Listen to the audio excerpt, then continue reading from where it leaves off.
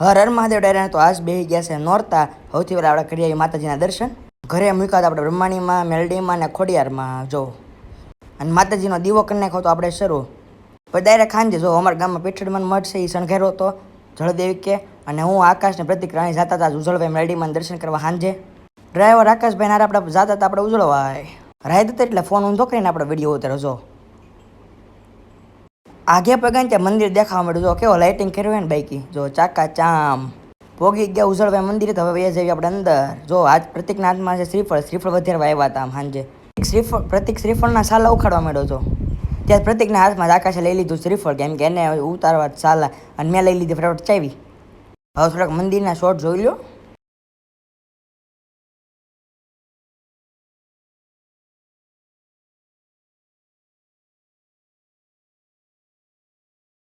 શ્રીફળમાં બે આંખ નીકળી.